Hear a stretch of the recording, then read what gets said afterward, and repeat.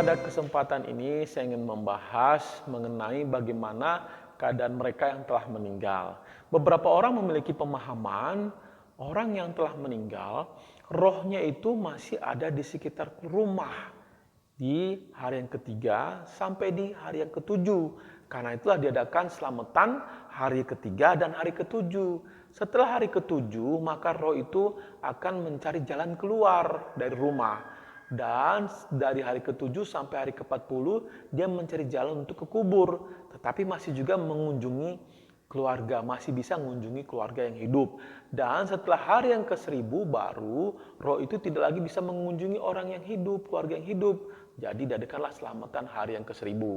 Nah, karena itu beberapa orang mungkin kita pernah mendengar cerita mereka, yaitu mereka pernah dikunjungi oleh anggota keluarga yang telah meninggal. Mungkin melalui mimpi atau mungkin juga melalui penampakan. Nah, pertanyaannya, apa yang Alkitab katakan mengenai hal itu semua? Tentunya kita harus kembali kepada Alkitab. Karena hanya Tuhanlah yang sangat mengetahui akan itu semua. Dan Tuhan telah memberikan pemahaman kepada kita melalui firman-Nya. Nah, Alkitab adalah firman-Nya. Karena itu mari kita kembali kepada Alkitab. Apa yang Alkitab katakan? Dalam Lukas pasal yang ke-16, ayat yang ke-19 sampai dengan ke-31, itu di mana Tuhan Yesus menceritakan suatu perumpamaan, yaitu mengenai orang kaya dan Lazarus, orang miskin. Nah, mungkin kita pernah mendengar atau membaca bagian ini. Mari kita melihat di dalam ayat 22 dan 23. Kemudian matilah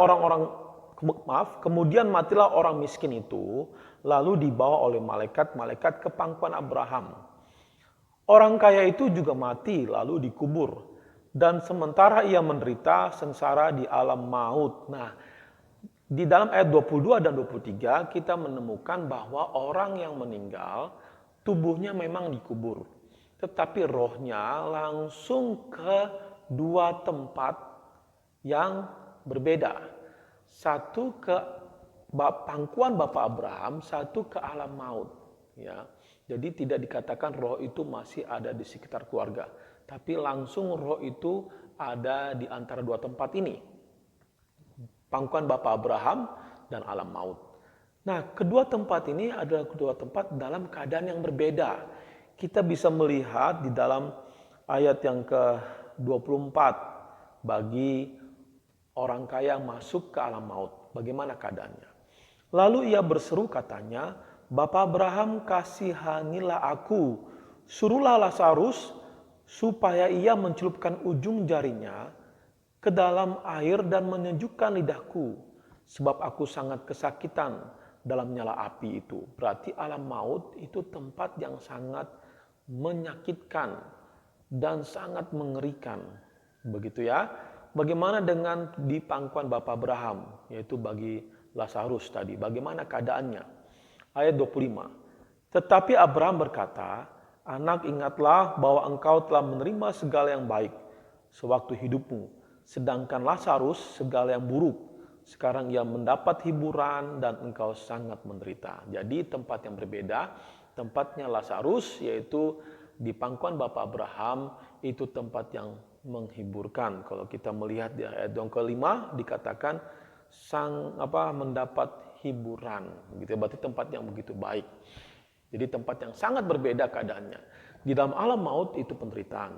Di dalam pangkuan Bapak Abraham itu tempat yang sangat baik dan sangat menghiburkan. Nah, di dua tempat ini pun tidak bisa saling mengunjungi. Yang di pangkuan Bapak Abraham nggak bisa mengunjungi tempat alam maut, di tempat alam maut pun tidak bisa mengunjungi tempat Bapak Abraham atau pangkuan Bapak Abraham. Kita bisa melihat itu dalam ayat yang ke 26. Selain daripada itu, di antara kami dan engkau terbentang jurang yang tak terseberangi, supaya mereka yang mau pergi dari sini kepadamu ataupun mereka yang mau datang dari situ kepada kami tidak dapat menyeberang. Berarti dua tempat ini, dua tempat yang berbeda keadaannya, pun dua tempat yang tidak bisa diseberangi satu sama lain. Begitu ya. Jadi jelas sekali firman Tuhan mengatakan roh itu langsung ke dua tempat tersebut.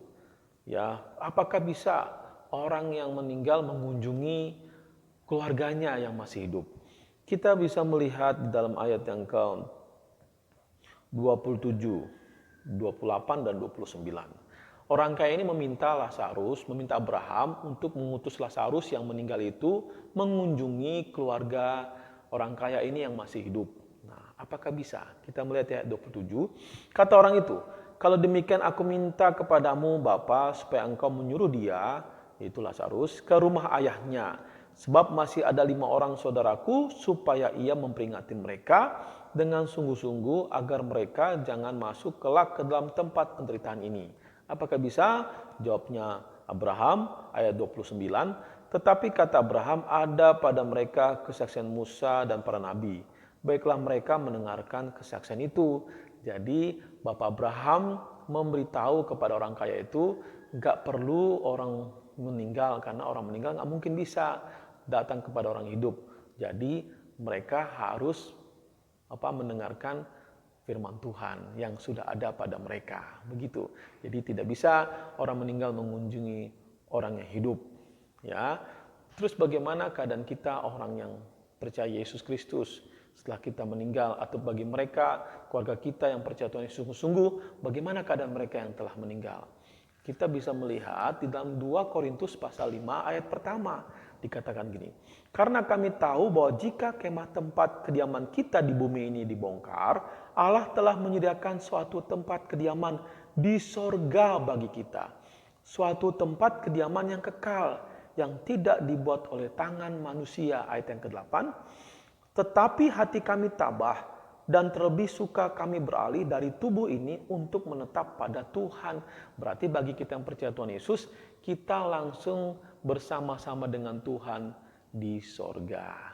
Ya, kalau kita juga ingat dalam Lukas pasal 23 ayat yang ke-42 sampai 41 sampai 43, di mana orang yang di sebelah kanan Yesus disalib dan dia percaya Yesus, dan dia mengatakan apa?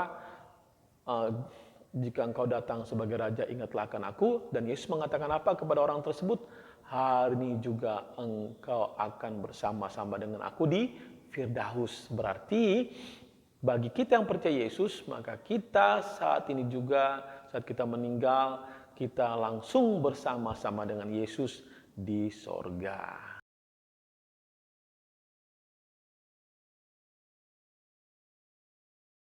Demikian kebenaran firman Tuhan yang telah kita dengarkan. Kiranya Tuhan Yesus menolong kita semua untuk tetap memiliki pemahaman berdasarkan firman Tuhan. Shalom.